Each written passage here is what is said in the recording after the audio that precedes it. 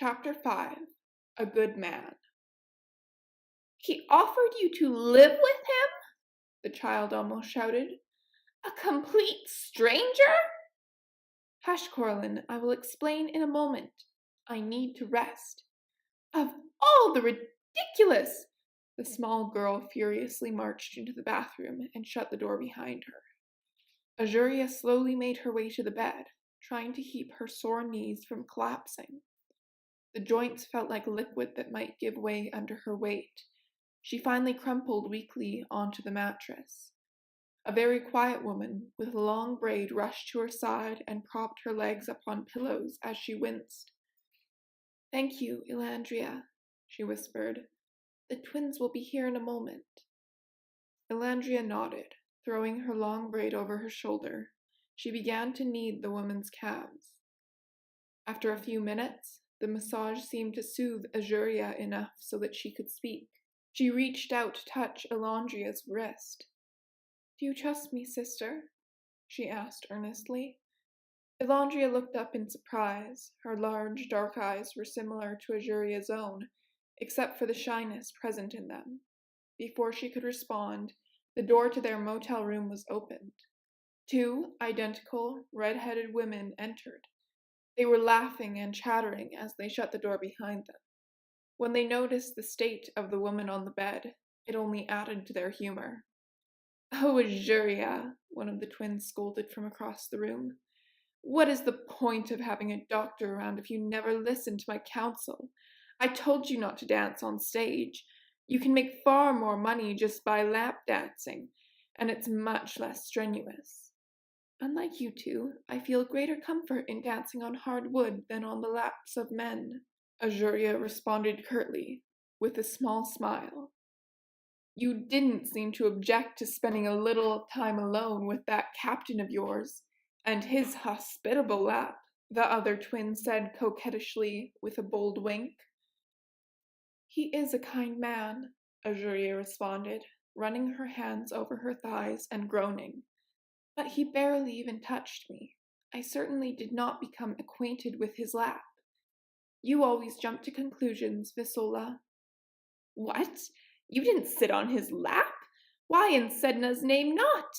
Visola stumbled over to the bed, revealing in her canter that she had consumed a few adult beverages.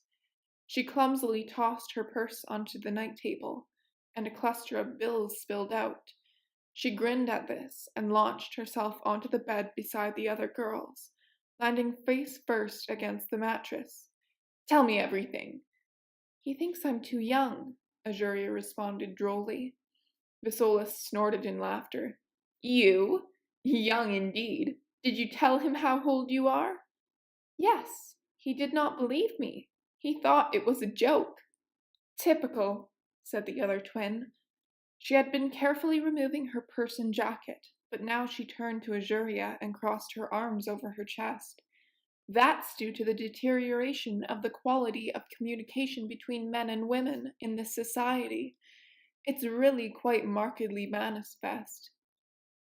"What do you mean, Sonia?" Aazuria asked, trying to focus on her friend's words. Through her blinding pain, she saw the brilliant doctor tilt her chin arrogantly before speaking. "You could tell a man anything, darling. Anything at all.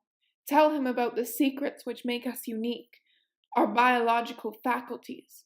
Tell him about our rich heritage. Tell him about our beautiful home and how it's unlike anything else on earth.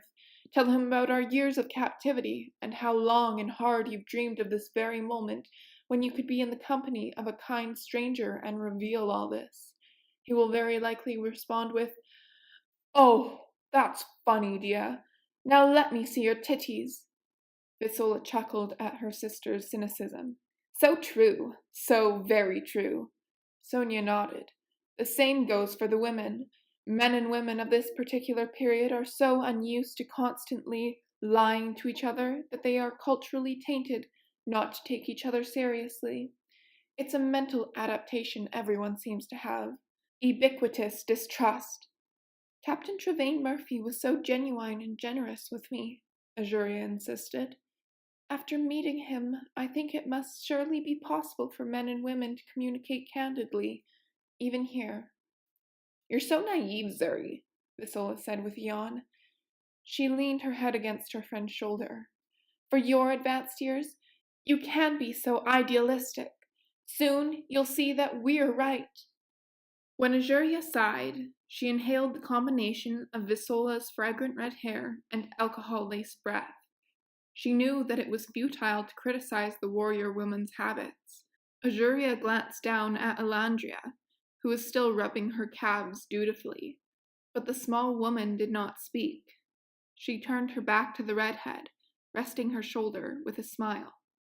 Trevain noticed you two hovering around me. So much for stealth. Sayo and I have been at your side guarding you for over 500 years, Visola said firmly. We're not going to let any harm come to you. After all we've been through, it would be downright silly if we let you get shanked in a lap dance booth. Shanked? Sonia repeated, rolling her eyes at her sister. General Visola Ramirez, where did you pick up such smutty slang?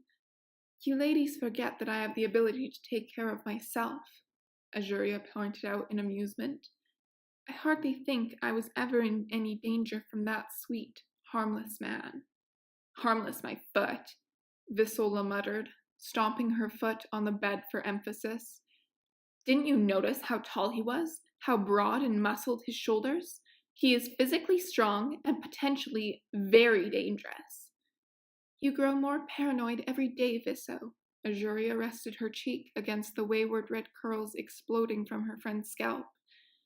Trevain Murphy is a gentleman. He runs a boat called the Fisherman Magician. He works too hard and does not have a large family. I believe he is lonely. Seeing that her silent sister had looked up curiously, Aazuria smiled and gave some more descriptions. He has sad, tired green eyes and a slight limp. He also has some kind of obsession with age, and he seems to think that he's extremely old. Proportionately to his lifespan, he is rather old, Sonia pointed out. Although, in absolute terms and relative to us, he is but an infant. An infant who has accomplished great things, Aazuria told the doctor. Apparently he owns a massive home not too far from here. He has invited me to live with him. To live with him? To live with him? Visola asked, bolting upright frantically. You are not considering it. Great Sedna below, you're seriously considering it? We need to be practical. He has also offered me access to financial resources. There are 5 of us. One hotel room with 2 beds is quite pathetic considering the cavernous dimensions we are accustomed to in Advalin. It doesn't bother me, Princess Aazuria. Sonia's voice was firm. We didn't come here for luxury. We came here for safety and protection. I came here for knowledge and technology, to update our infirmaries. And I'm here to score superior weaponry for our forces, Visola said. It's embarrassing to admit, but our weaponry is pretty primitive. I can easily fix everything with some hardcore American dollars. The door to the bathroom flung open just as loudly as it had been slammed shut. The child called Coraline emerged from the restroom, wringing a cloth between her hands. Why is he offering you this?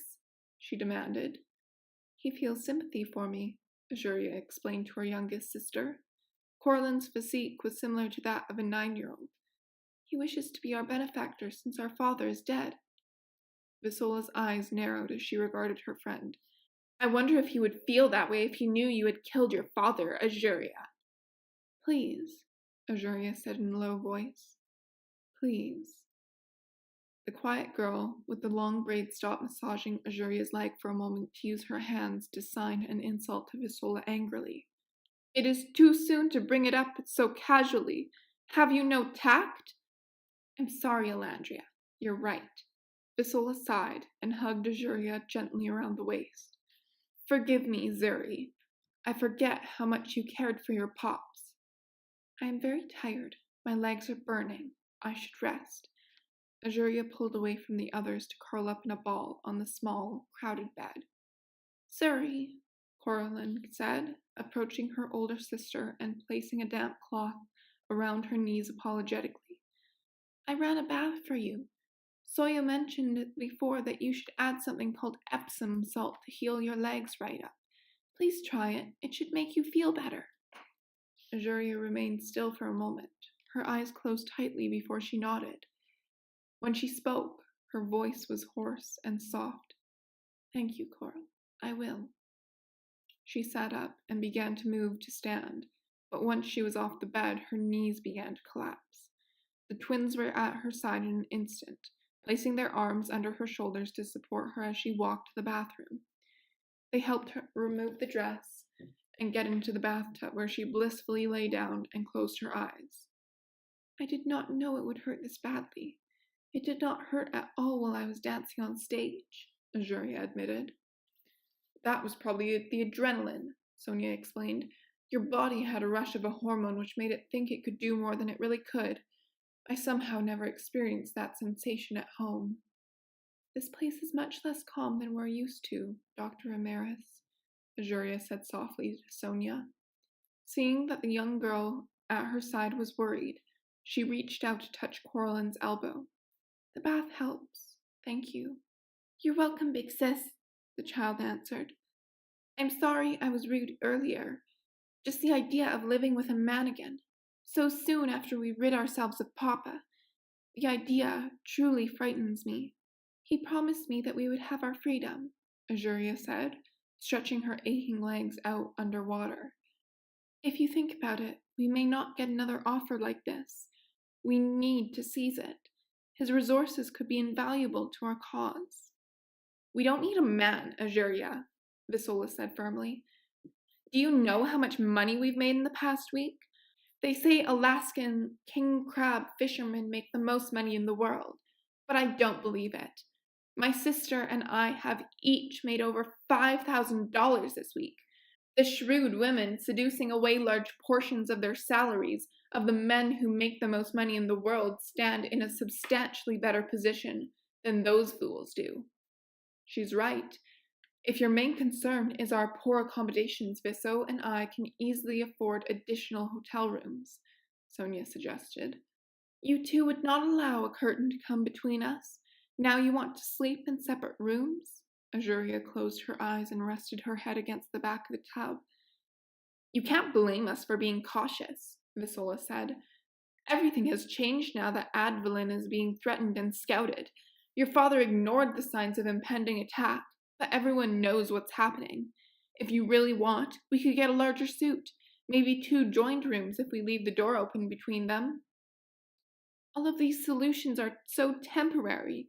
We can't revive Advalin's defenses in a week. We do not have bank accounts, nor do we have any safe places to store massive amounts of money that we're making. We cannot get bank accounts, and we cannot purchase homes or vehicles. We do not have any identification. We do not exist.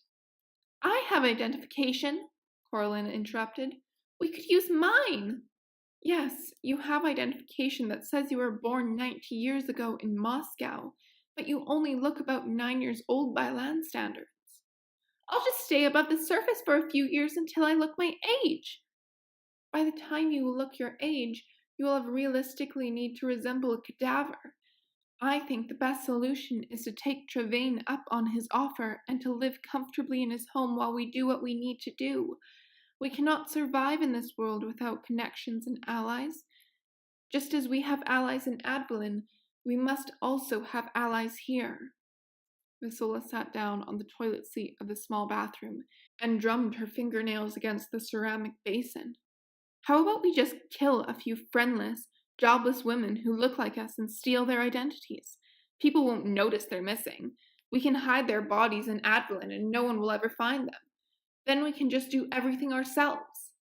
Visola, scolded Sonia angrily. We are not doing that. It would be efficient and fast, Visola muttered, with a nonchalant shrug of her shoulders. Spoil sport. Coraline had been chewing on her lip nervously. I think Azuria's idea makes the most sense, she finally admitted. Aazuria looked at the young girl gratefully. I am glad you agree. but if I accept his offer, I can only take my sisters with me." "No," the twins chorused in unison. There was very little the two could agree upon, but this was one of those rare moments. "Absolutely not," Visola said. "We won't allow you to go. We may not be related by blood, but we grew up at your side. I have hardly ever been separated from you, Zuri. We are as much sisters as Ilan and Coral are." "In almost every respect, you two are my beloved sisters," Aazuria answered, sitting up in the tub and turning to cast a stern glare at the women. "However, politically, and with respect to the government of our people, I am now your mother. Mother to all of you. I am the eldest, and I have been educated for this role. Father is gone now, by my hands. It is my responsibility to take care of all of you, and to make decisions that will keep us safe. I will consult you and gather your opinions, as we often begrudge Father for not doing, but I would appreciate it if you treated my ideas with a little more respect." Sonia sighed and knelt by the bathtub, resting her chin on her elbows and looking up at Aazuria. "Do you really like him, darling?" Aazuria pondered over the question for a moment. She stared at the olive fleur-de-lis patterned tiles on the bathroom wall before nodding. "Yes, I really do like him." "Very well. Just remember this is exactly what King Kairos always warned us against." Sonia dipped her fingers in the bathwater and drew lingering circles. "He kept us in prison because he believed it was dangerous to get too close to land dwellers. And that is exactly why you all want him gone," Aazuria reminded her. "We thought it better to face these dangers as free women than to waste our lives away in captivity. We thought it better to have a fighting chance at survival rather than to remain sitting ducks and be conquered. Now that we are all here, what is the point of our freedom if we are guarded to the point of keeping ourselves imprisoned anyway?" There was a small silence before Coraline nodded. "You're right. Besides, if we make mistakes, we'll always have each other to help us to rectify our errors. Nothing is permanent." "I still can't agree with this," Visola said. "It sounds too good to be true." Aazuria gestured to the doorway where the silent woman stood. "We have not yet heard what Elandria thinks." Elandria, who had been fretfully fingering her braid, dropped the rope of hair. She lifted her hands to answer in sign language. "I defer to whatever you decide, esteemed sister. If you say he is a good man, then I believe he is a good man." "Rubbish," said Visola, with a distasteful grunt. "Absolute rubbish. There is no such thing." "I may prove you wrong yet," Aazuria challenged gravely. "Ha! I certainly hope you do," Visola said. Then, after taking a deep breath, she smiled. "I can't say I'm not a little jealous, Zuri. A few days here, and you've already been offered to enjoy someone's home and fortune. Basically a marriage proposal. I've got squat." "That's only because Zuri gives off that refined royalty vibe, and you give off more of a vicious harlot vibe," Sonia explained. "Don't forget that we're exactly alike," Visola said to her twin with a sunny wink. She turned to look at the others. "Do you girls mind if I have a private word with the princess?" When the other three had left, Visola sat on the edge of the bathtub. The two women sat in comfortable silence for a moment before Visola began speaking. "Look, Zuri, I understand if you don't like dancing in that grimy club for money. It was the quickest solution I could come up with that didn't involve pawning our jewels." "It was a great solution, Viso. It's an impressive way to make money," Aazuria admitted. "But we should also sell the jewels. What use are shiny baubles if we can't use the money to save our lives? They are irreplaceable heirlooms from our ancestors. Let me see if I can do without touching our treasures. Maybe we won't need to go that far." Aazuria nodded. "I should have listened to you, and I should not have tried the ballet. My legs were not ready yet." "I'm not sure about that," Visola confessed. "Your dance was so moving. It almost brought tears to my eyes, and you know that I'm cold as they come. You were so free and triumphant. I've never seen you go like that, not once in over 500 years." Aazuria reached up and grasped her friend's hand, squeezing it firmly to express her gratitude. Her voice descended to a whisper. You know me so well, Visso. I have never felt as excellent as I did on stage tonight. Thank you for showing that place to me. It is rough and crude, but there are real people there with earnest passions and sorrows. I could see it in their eyes when I danced. It was almost too much to bear, to feel all those heavy eyes on me, and to feel so obligated to dance their afflictions away. Visola's lips twitched. Only you could turn a strip club into something spiritual. The dark-haired woman shyly sent a smile at her protectress. It was worth all the physical pain I feel now. It was worth taking Father's life for. This is one of those days I do not regret what I have done.